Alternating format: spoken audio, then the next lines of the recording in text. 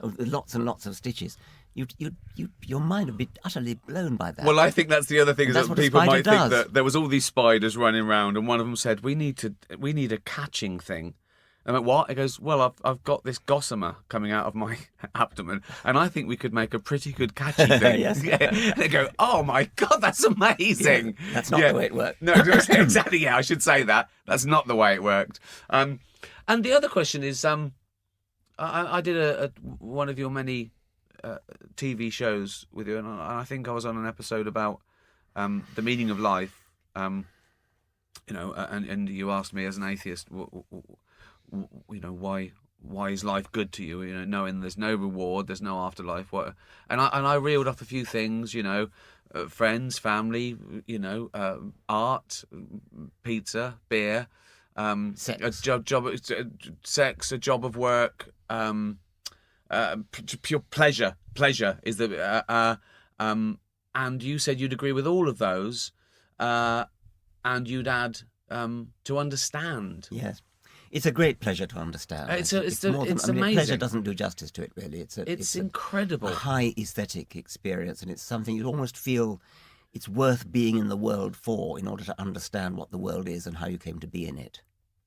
Exactly. And then, I suppose, why do we all do it? But why do you want to teach the world the truth? Why do you care? Why don't you just walk through going, believe what you want, right? And it can't just be, just cynics out like, well, he sells a lot of books, he makes money out of books. Well, it'd be much easier if Richard Dawkins came out and said, I was wrong. Actually, I'm starting a new religion. You'd make a lot more money out of a successful religion. I get the Templeton Prize. Yeah. Yeah. So why your need to share? Well, Carl Sagan said, when you're in love, you want to tell the world.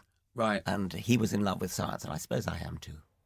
I think when I read The Demon Haunted World, that was one of my transitions in terms of remembering about that idea of seeing, and those certain things where, did you have a moment where you think that was a point where I realised the magnificence of this endeavour of trying, human beings, knowing that there will never be, those who don't believe there will ever be an ultimate answer. It's all a journey to these less wrong.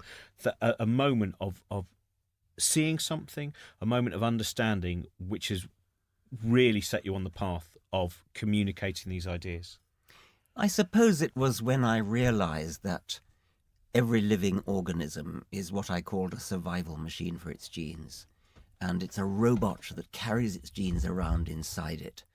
And the successful robots are the ones that reproduce, which means they pass on the genes that made them successful.